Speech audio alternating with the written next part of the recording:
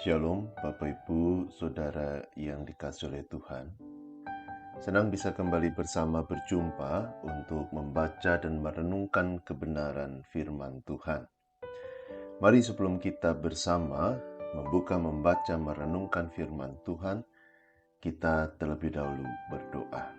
Mari kita berdoa. Tuhan yang Maha Baik, Tuhan yang penuh kasih, kami sungguh bersyukur untuk anugerah demi anugerah yang Tuhan berikan dalam hidup kami. Dan kami bersyukur karena Tuhan memberi kami kesempatan untuk bersama membuka, membaca, dan merenungkan kebenaran firman Tuhan. Kami percaya Tuhan bersama dengan kami, Tuhan memimpin kami, menolong kami, sehingga kami dapat mengerti, memahami firman-Mu, dan melakukannya dalam kehidupan kami hari demi hari.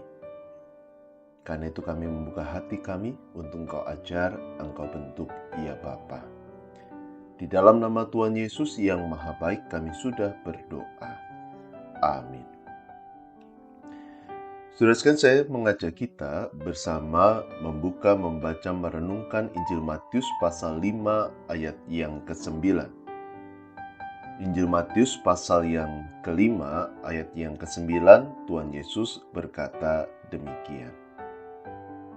Berbahagialah orang yang membawa damai, karena mereka akan disebut anak-anak Allah. Berbahagialah orang yang membawa damai, karena mereka akan disebut anak-anak Allah. Saudara sekalian, sekitar tahun 1890, Vincent van Gogh, seorang seniman, membuat sebuah lukisan yang diberi nama Almond Blossom.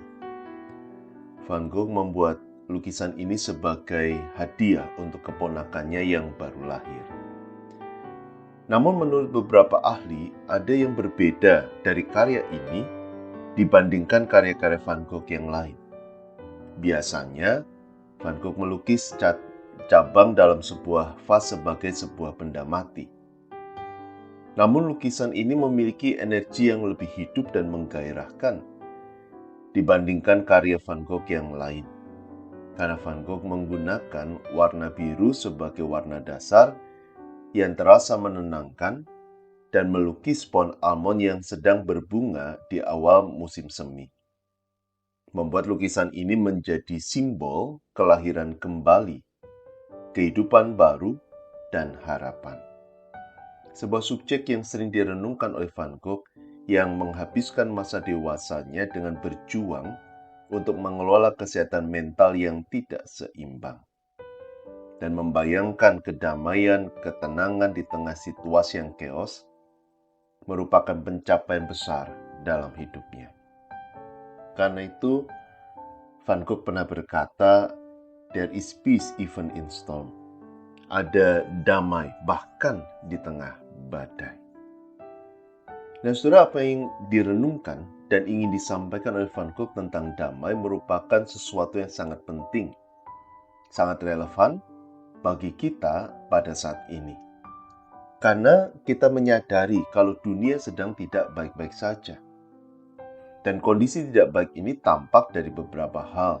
Misalnya, pandemi yang belum usai menimbulkan beragam masalah, seperti meningkatnya harga kebutuhan bahan pokok, banyak orang terkena PHK, kalaupun memiliki usaha menghadapi begitu banyak kesulitan. Kondisi tidak baik ini pun juga tampak dari meningkatnya perilaku intoleransi di tengah masyarakat. Tidak sedikit para pelaku menggunakan agama sebagai pembenaran atas tindakan mereka. Kondisi yang tidak baik ini pun juga tampak dari polarisasi yang terjadi di tengah masyarakat. Gesekan demi gesekan timbul, baik secara langsung maupun tidak langsung, antar kelompok yang berbeda pilihan, termasuk pilihan politik. Kondisi yang tidak baik ini pun juga tampak dari konflik yang terjadi di berbagai belahan dunia. Salah satunya konflik antara Rusia dan Ukraina. Dan masih ada banyak kejadian lain yang menunjukkan kalau dunia sedang tidak baik-baik saja. Kata damai berakhir sebagai sebuah impian yang rasanya sulit untuk diwujudkan. Namun di tengah realita seperti ini, Van Gogh ingin menyampaikan sebuah pesan yang penting melalui karya-karyanya, bahwa kita tetap bisa merasakan damai meski badai menerpa kehidupan kita. Kita masih bisa merasakan damai meski di tengah situasi yang jauh dari kata damai. Nah, pesan ini pula yang ingin disampaikan oleh Tuhan Yesus saat dia berkata, "Berbahagialah orang yang membawa damai, karena mereka akan disebut anak-anak Allah." Saudara sekalian, dalam bahasa Yunani, Tuhan Yesus menggunakan kata eirenopoios, yang berasal dari satu akar kata, yakni eirene, yang berarti damai. Dalam bahasa Yunani, kata eirene menggambarkan suatu keadaan yang damai dalam segala hal, di mana ketertiban menjadi bagian dalam kedamaian itu. Mungkin situasi yang paling cocok untuk menggambarkan hal ini adalah kondisi saat Allah menciptakan dunia, Kejadian 1, di mana semua berjalan dengan teratur dan harmonis. Tidak ada pertikaian antara manusia dengan manusia maupun manusia dengan ciptaan yang lain.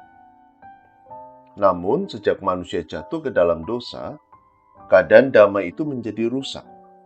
Hubungan antar manusia diwarnai dengan konflik. Kita bisa melihat dalam Kejadian 3 ayat 11-12. Bahkan berakhir dengan pembunuhan, Kejadian 4 ayat 1-12. Hubungan antara manusia dengan ciptaan yang lain pun menjadi rusak, Kejadian 3 ayat 17-19. Dan yang paling buruk, hubungan manusia dengan Allah pun terputus.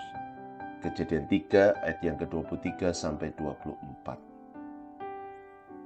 Sejak kejatuhan manusia ke dalam dosa, damai sekedar menjadi sebuah impian yang tidak akan pernah terwujud dalam hidup kita. Namun pintu yang tertutup itu kembali terbuka. Karena kasih-Nya, Kristus datang untuk memulihkan dunia yang rusak karena dosa. Melalui kematian-Nya, Dia bukan hanya membebaskan manusia dari belenggu dosa dan kebinasaan, tetapi juga memperdamaikan manusia dengan Allah serta dengan sesamanya. Sehingga manusia bisa mengasihi Allah dan mengasihi sesamanya. Matius 22 ayat 37-40. Ketika itu semua terwujud, maka damai tidak lagi menjadi sebuah impian dalam hidup kita, tetapi menjadi sebuah kenyataan. Jadi tidak salah kalau dalam Matius 5 ayat yang ke-9, Tuhan Yesus menyebut murid-muridnya sebagai orang yang berbahagia. Karena Tuhan mengaruniakan damai dalam kehidupan mereka. Tentunya selama mereka terhubung dengan Tuhan, Sang Sumber Damai. Namun yang menarik, dalam Matius 5 yang ke-9, Tuhan Yesus tidak ingin kita menikmati damai itu seorang diri. Dia mengutus kita sebagai murid-muridnya untuk menjadi pembawa damai. Artinya, Dia mengutus kita untuk memberitakan tentang kasih Tuhan, sehingga orang lain pun mendengar dan mengalami kasih Tuhan dalam kehidupan mereka. Dengan demikian, maka damai pun akan memenuhi hati mereka.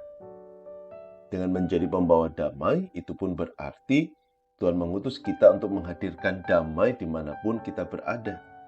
Menjadi pendamai bagi orang yang berkonflik. Dan justru bukan kita yang menimbulkan konflik dengan orang lain. Mengampuni orang yang bersalah kepada kita. Mendoakan atau berbuat baik bahkan kepada musuh-musuh kita.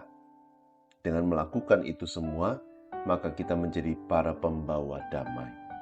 Orang yang bukan hanya merasakan damai, menerima damai dari Tuhan, tetapi juga membagikan damai kepada orang lain. Nah, menjadi pertanyaan adalah, apakah kita sudah merasakan damai dari Tuhan? Dan apakah kita sudah menjadi pembawa damai bagi orang-orang di sekitar kita? Amin. Mari kita bersama berdoa. Tuhan Yesus, terima kasih untuk firman yang boleh kami renungkan bersama pada saat ini, yang meneguhkan iman kami bahwa di tengah situasi sesulit apapun, kami akan menerima damai dari Tuhan. Karena kami sudah dipulihkan, kami sudah diselamatkan, kami memiliki Tuhan yang begitu baik dalam hidup kami. Tolonglah kami Tuhan, agar kami selalu menundukkan diri, tunduk kepada Engkau, terhubung dengan Engkau, sehingga hidup kami selalu dipenuhi dengan damai dan kami bisa membagikan damai kepada orang-orang di sekitar kami. Saat ini pun kami berdoa untuk kehidupan kami masing-masing yang tengah diwarnai begitu banyak pergumulan. Berkenan Tuhan memberikan kekuatan, penghiburan, agar di tengah pergumulan kami dapat tetap bersuka cita, tetap berpengharapan, tetap memiliki damai yang dari Tuhan. Berkati juga studi kami, berkati keluarga kami, mampukan kami menghadirkan damai Tuhan di tengah keluarga kami. Berkati saudara kami yang sakit, berkenan Tuhan yang menjamah memulihkan mereka. Berkati gereja Tuhan GKI Kutisari Indah, berkati juga bangsa negara kami. Berkati dunia ini. Kami teringat untuk berbagai konflik yang tengah terjadi di berbagai belahan dunia.